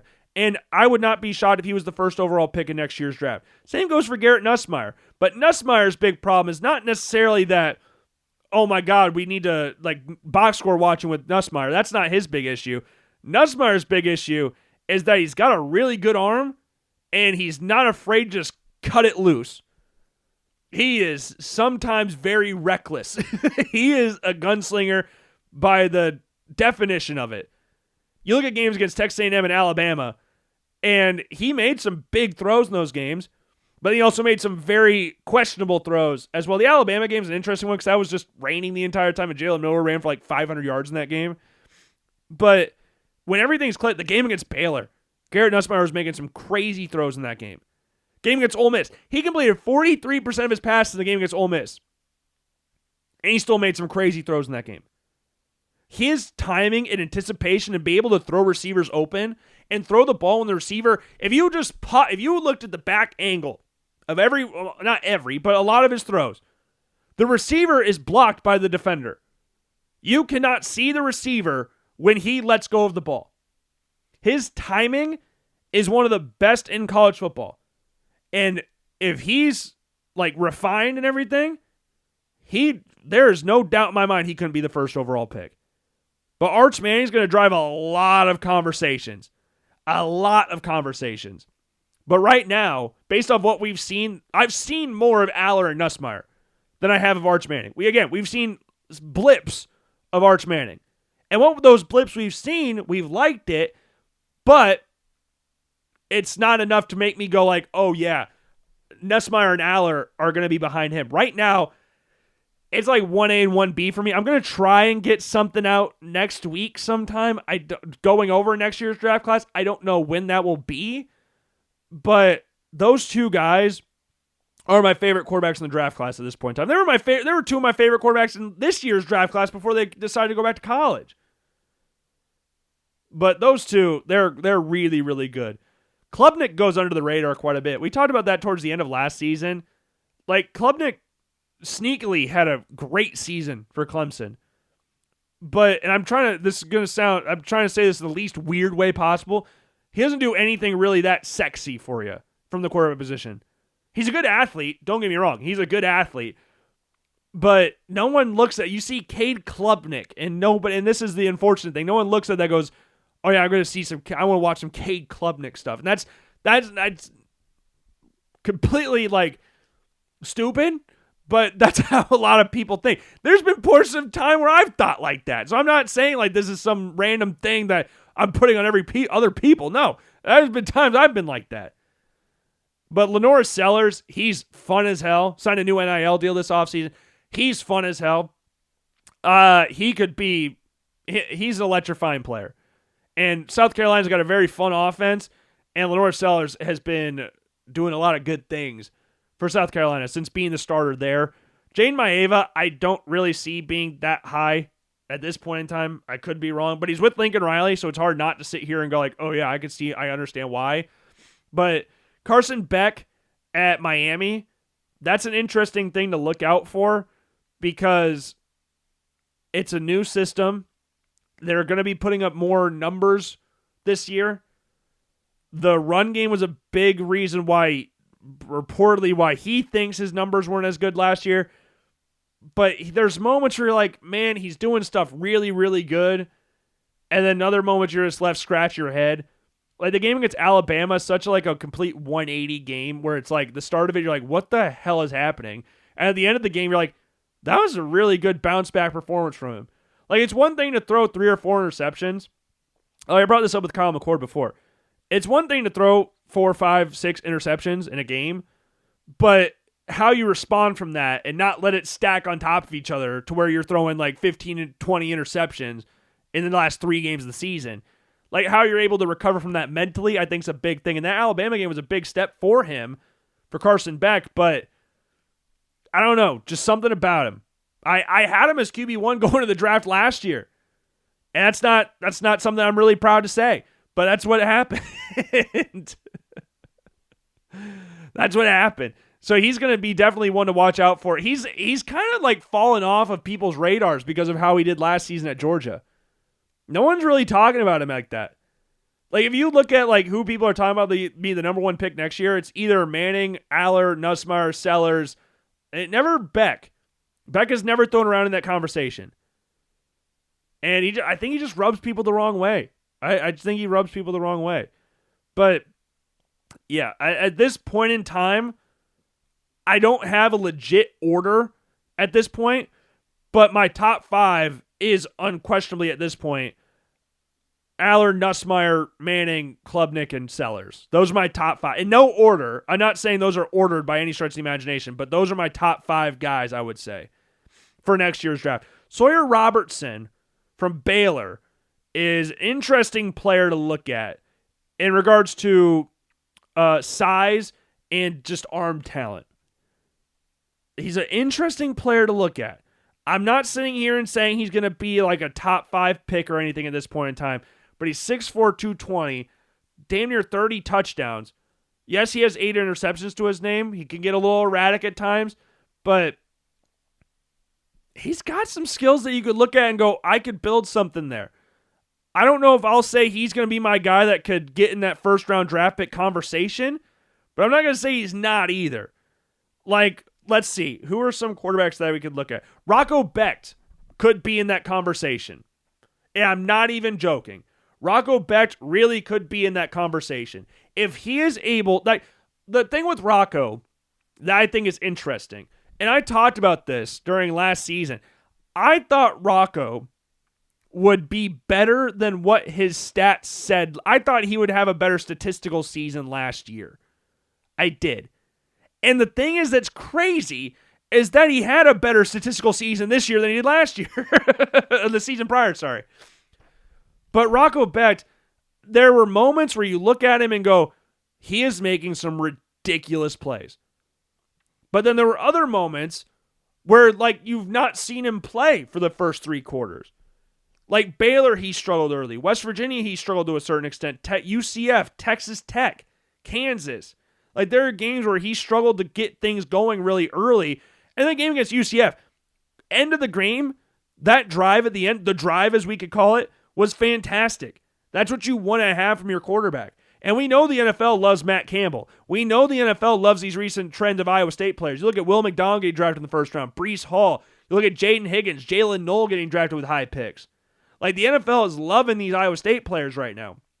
And Rocco Becht, with Brock Purdy about to sign an extension, someone he's been compared to numerous times, that could be the conversation right there. I don't think Rocco Becht has got like this insane skill set or anything, but I think he's got I think he does have a good arm. I do think Rocco Becht is good. He throws a very pretty deep ball, and he's athletic. He's not the biggest guy in the world, but if he's able to continue his statistical increase this year with this new realm of wide receivers. And let's not forget, he had a new offensive coordinator. He's had a new offensive coordinator each of his first 2 seasons as the full-time starter at Iowa State. So Moser is going to be his guy this year. Shieldhouse was his offensive coordinator the first year. He left, went to the Rams. Moser came in as the OC, and he's going to keep him this year. So we'll see what he does. But again, he's a Iowa State guy, so he'll probably stay all 4 years. But hey, I'm not going to sit here and act like that's going to be some crazy thing that he could definitely sneak into that conversation. I do think someone like, I don't even know. The problem is there's nobody that's really like, is it just Rocco? Jackson Arnold wouldn't surprise me too much at Auburn. He was very, very, very, very up and down and very frustrating while at Oklahoma. But he's got talent. He does have talent. I'm not sitting here and saying, same with Aiden Childs. He's got talent. But I just don't know how good those teams will be this year. Oh, Dante Moore from Oregon. You know, I might say Dante Moore. Or Mark Gronowski. Hey, Mark Gronowski, I think will get drafted. I don't know where he'll get drafted, but no, Dante Moore is he might be my guy to say for that. Because Dante Moore was at UCLA, if you remember that, with Ethan Garbers. He split reps with Ethan Garbers. And Garbers took the job. I say took the job. Dante Moore just transferred. But Garbers had the same amount of touchdowns as Moore, but less interceptions. Moore had 11 touchdowns, 9 interceptions last season at UCLA. And yeah, it was a highly rated recruit coming out of high school, going up to Oregon, replacing Dylan Gabriel in that fun offense that Oregon runs. Hey, you know what? I might say Dante Moore. Dante Moore's 6'3", 210 as well. If I had to suggest a guy to be that guy who's not really getting talked about as a first-round draft pick, end up being a first-round draft pick, I would probably say Dante Moore. Or Sawyer Robertson. Sawyer Robertson's probably the better option there, but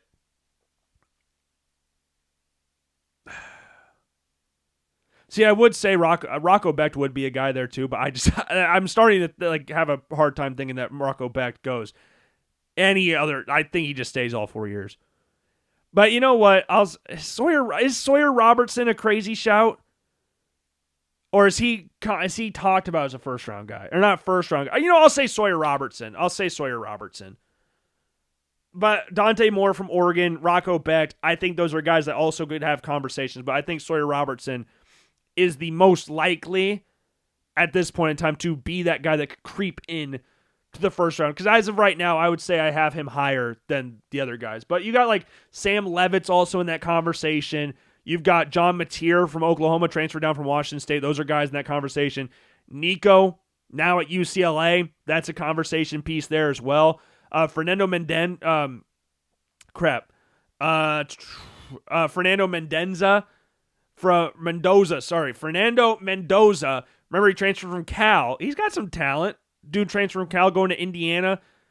Then you got Malachi Nelson, former 5-star recruit. He's at UTEP now. Transferred up to Boise State. Couldn't beat out Maddox Madsen.